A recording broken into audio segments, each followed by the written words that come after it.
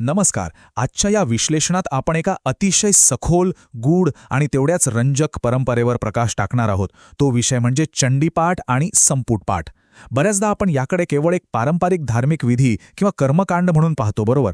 पण आज आपण ज्या संदर्भ साहित्याचा अभ्यास करणार आहोत त्यानुसार ही केवळ एक पूजा नाहीये, तर ती एक अत्यंत प्रबळ आणि स्वतःची ऊर्जा जागृत करणारी एक अद्भुत प्रक्रिया आहे. चला तर मग या सादरीकरणाच्या माध्यमातून या संकल्पनेच्या अगदी मुळाशी जाऊया.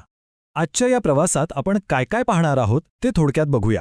आपण कुलदेवतेच्या सूक्ष्म कवचापासून सुरुवात करणार आहोत, त्यानंतर चंडीपाठ आणि संपुटपाठ यातील फरक, त्यांचे प्रभावी मंत्र, पारंपरिक पद्धत आणि शेवटी या उपासनेचं मूळ आध्यात्मिक सार आपण समजून घेणार आहोत.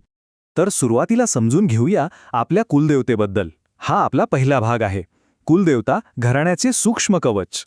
संदर्भ साहित्यानुसार परंपरांमध्ये कुलदेवतेला केवळ देव्हाऱ्यात बसवलेली एक मूर्ती मानलं जात नाही, तर ती संपूर्ण घराण्याचं रक्षण करणारी एक सक्रिय आणि सूक्ष्म ऊर्जा मानली जाते. अगदी एका अदृश्य ढालीप्रमाणे ती काम करते. पण आधुनिक काळात अनेक कुटुंबांमध्ये काय चित्र दिसतं?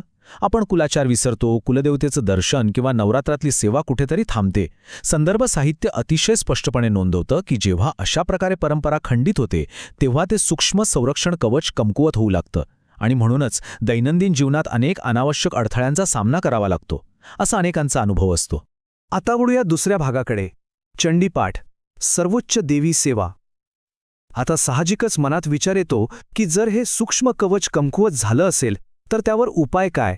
इथेच चंडीपाठाचा संदर्भ येतो. चंडीपाठ म्हणजे केवळ काही श्लोक वाचून काढणं नव्हे, तर कुलदेवतेच्या त्या संरक्षक ऊर्जेशी पुन्हा एकदा जोडलं जाण्यासाठी केलेली ती सर्वोच्च सेवा आहे. आणि हे किती रंजक आहे बघा.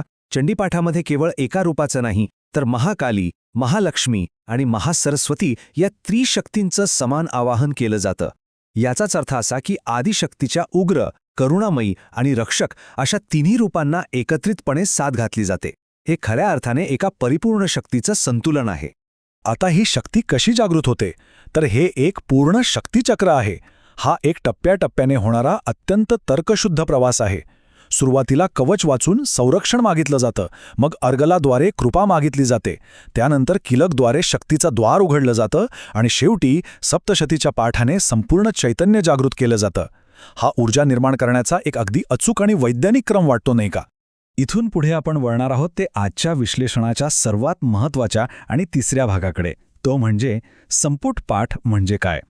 आत्तापर्यंत आपण सामान्य चंडीपाठाविषयी बोलत होतो, पण आता आपण एका अत्यंत विशिष्ट आणि अतिशय शक्तिशाली पद्धतीकडे आलो आहोत.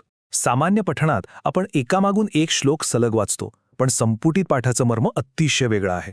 या साहित्यामध्ये एक अतिशय सुंदर आणि चपखल उदाहरण दिलंय. जसं एखाद्या मौल्यवान जत्नाला सोन्याची चौखट बसवली जाते, अगदी तसंच संपुट पाठात मुख्य श्लोकाच्या आधी आणि नंतर एका विशिष्ट मंत्राची चौखट बसवली जाते. या चौकटीमुळे त्या श्लोकाची ऊर्जा अक्षरशः अनेक पटींनी केंद्रित होते.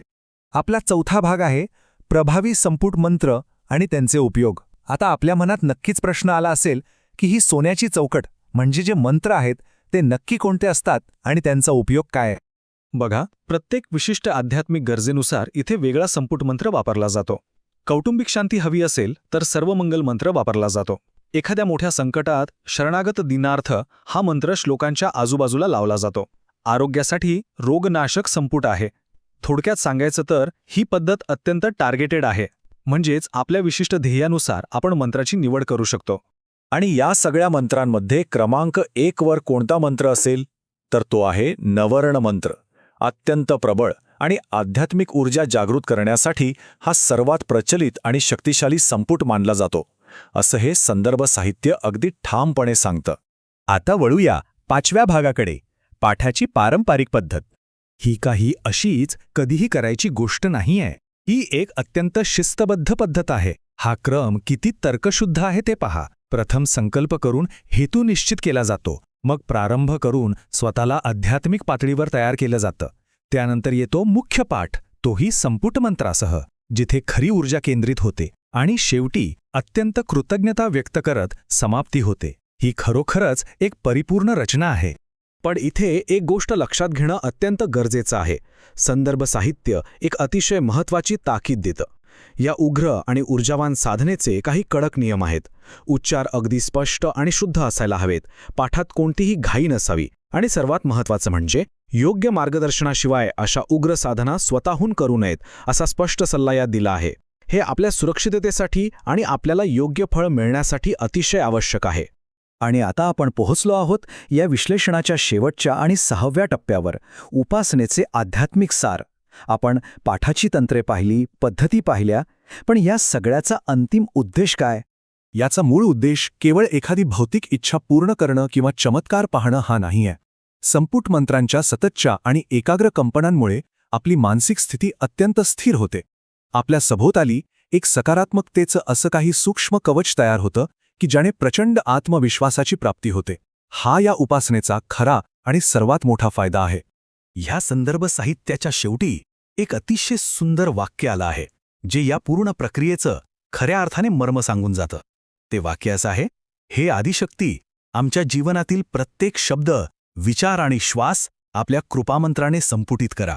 इथे केवळ काही श्लोक संपुटित करायचे नाहीत, तर आपलं संपूर्ण जीवनच त्या शक्तीच्या कृपेने संपुटित व्हावं, अशी एक निस्सीम आणि संपूर्ण शरणागती इथे अपेक्षित आहे. हे संपूर्ण विश्लेषण पाहिल्यानंतर जाता जाता एक प्रश्न नक्कीच विचार करायला लावणारा आहे. आपण केवळ वरवरचे चमत्कार शोधत आहोत की या अत्यंत प्रभावी पद्धतीचा अभ्यास करून आपली खरी अंतःशक्ती आणि मानसिक स्थैर्य जागृत करण्यास खरोखरच तयार आहोत? याच एका सखोल आणि सकारात्मक विचारासोबत आजचं हे विश्लेषण आपण इथेच थांबूया. आशा आहे की तुम्हाला ही माहिती रंजक आणि उपयुक्त वाटली असेल. पुन्हा भेटूया अशाच एका माहितीपूर्ण विश्लेषणासह.